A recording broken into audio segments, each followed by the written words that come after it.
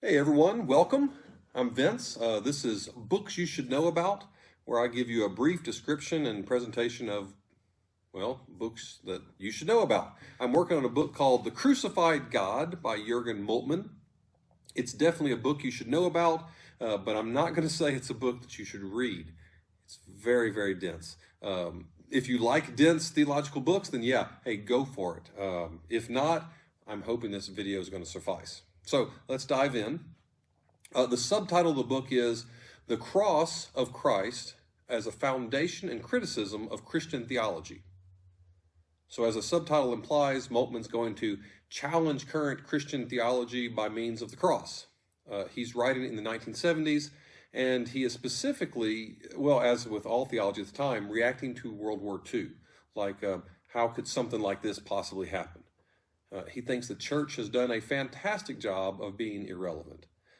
In fact, he says that after the war, what happened is that half the Christians would go over here and they established their own identity by saying we're the church, we know who we are, but they were very irrelevant as far as they left the world alone. They retreated from the world, and then you had the exact opposite thing over here happen with groups that would establish, it would be very relevant to the world, and they'd start working with the world, and they'd start doing things and helping people and becoming very relevant, but they would lose their identity as Christians. So therefore you might think that they're just almost like any other charitable organization, right?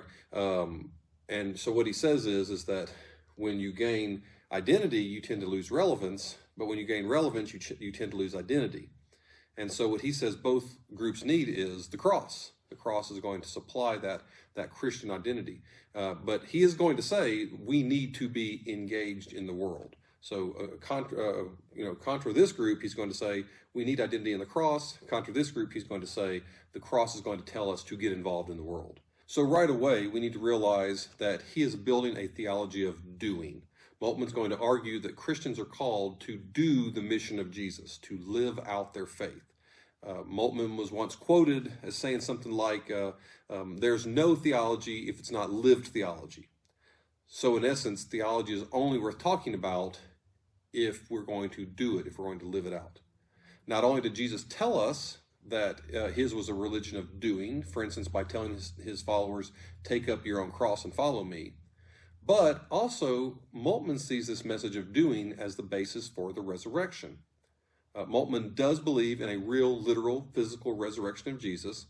And while he would probably say that to get the most out of his theology, you should also believe in a real, literal, physical resurrection of Jesus, I don't think he really presents it that way. In fact, twice, once in talking about the death of Jesus and once in talking about the resurrection, he appeals to Rudolf Bultmann. Well, Bultmann was a 19th century theologian, and he was known for what he called demythologizing the Bible. So taking these things have been looked at like they are 100% history, and saying that's not what's important about them is their historical authenticity, but what's important is what's behind the myth. And so anyway, that's Bultmann's point. So regardless of what you feel about the resurrection of Christ, contra to all these historical Jesus studies that are going on at the time of that Moltmann's writing, they only begin with like the life, and then they end with the death. And Moltmann says you can't do that. You can only understand Jesus' mission in light of the resurrection.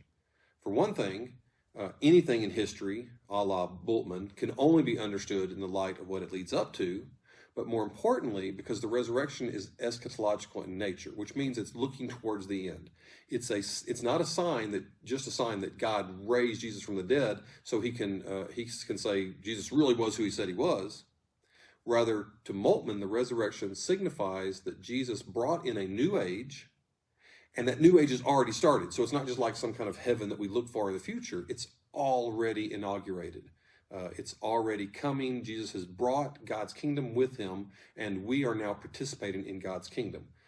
So looking at Jesus' life and death through this lens, we see more clearly that participating in his life, and more importantly, in his death, means participating in bringing love and justice to the world. Okay, so that's our starting point. It is a theology of doing, of following Jesus, of being like Jesus.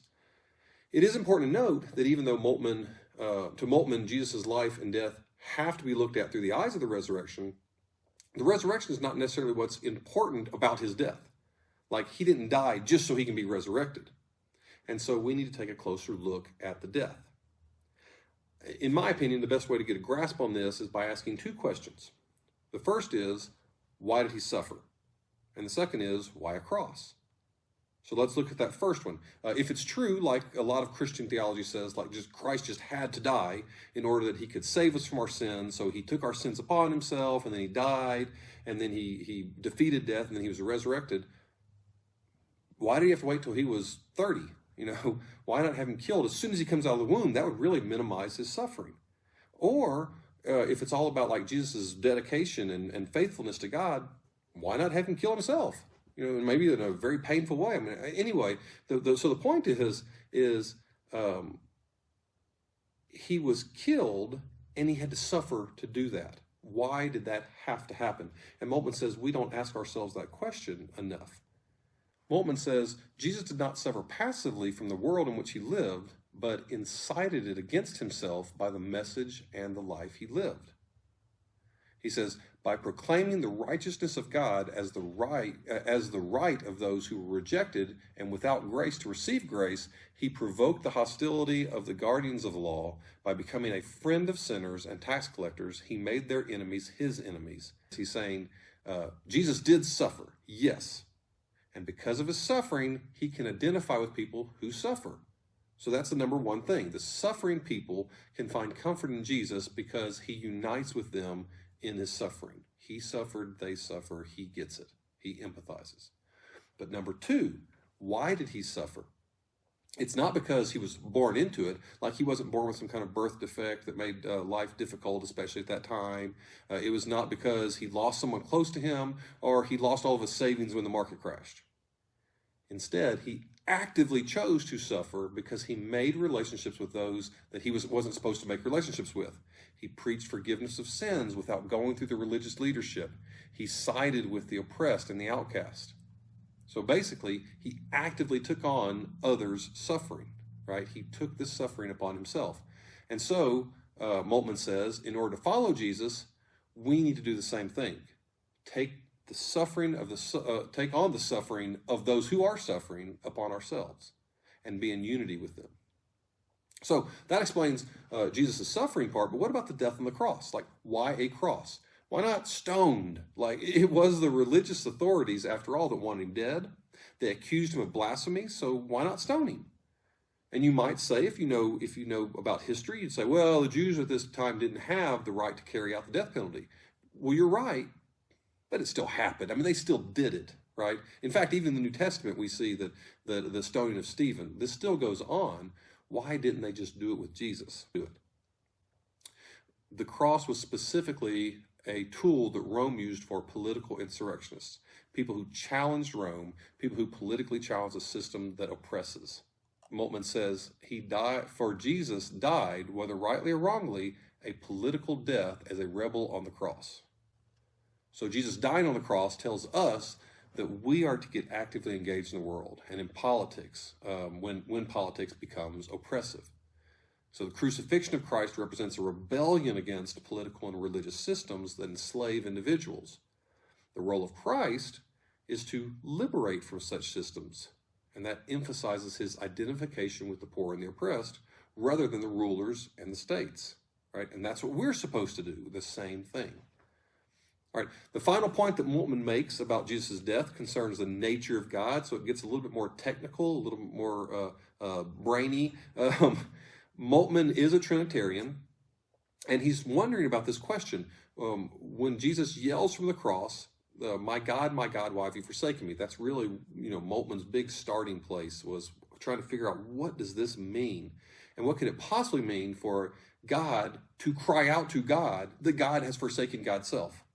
He says, what this means is that God and Jesus must both be suffering. So if they're one, and Jesus is calling out and he's suffering on the cross, God must be suffering also. Jesus is suffering because he thinks God has turned God's back on Jesus' mission, and God is suffering because, well, God is losing God's son. So they're united in suffering. That's what makes them one. And this has profound implications for the nature of who God is. Now, it's helpful here to note that Moltmann's arguing against the belief in his time that God is this sovereign entity that can't suffer and can't change. Moltmann is saying God did suffer and God does change. And in fact, that moment in time redefines who God is and thus defines who God is through all time. Suffering is at God's core. He says that a God who cannot suffer cannot love. In fact, Moltmann is going to redefine what it means to be all-powerful. An all-powerful God, to Moltmann, cannot experience helplessness and powerlessness. This kind of God can be feared, but they can't ever be loved, because God in this kind of God can't experience what humans experience. So in this case, we might think, like, if you lose a child, let's say, then the most comforting person to go to is not God. It's someone else who's also lost a child, because they're going to understand. And if you think about losing Jesus, then you say, well, God lost a child too. Yeah, but he didn't suffer. He didn't care, right? Maybe he cared, but he didn't suffer with it. But that's not what you feel. That's not what you experience. And so the most comforting person to talk to is not God, but someone who realizes that powerlessness and that hopelessness that you feel. So in fact, to Moltmann, God is all-powerful, but God's all-powerfulness comes specifically from his ability to change and to feel pain and to empathize and to feel helpless and to suffer and to comfort. Here's an example. This is mine, not Moltmann's. This is something I was kind of working on, so if you like it, great. Let me know. If you have two superhero friends, let's say, one that's super strong and can lift or bend or break anything, and one who's super compassionate and can make anyone around him feel better, or by simply being present with them, which one do you think truly is the most powerful? Well, the first one, right? He's the most powerful. No, the second one. I mean, because the first one may be able to decide your fate, whether you live or die, but they can't make you feel like what life is worth living. They can't give you hope or tell you who you are or what your purpose in this world is. And so that's really God's powerfulness, is that God is the ultimate comforter. God can understand. God can give you purpose. All of these things that an all-powerful God just simply can't do. You can fear an all-powerful God, but an all-powerful God can't walk with you and be with you and comfort you. All right, that is The Crucified God by Jurgan Moltmann. I feel like I should say something like smash that like button, but yeah, hey, if you like the video, hit like and possibly share it with somebody. If you didn't like it, then you can take on my suffering by hitting like anyway. All right, anyway,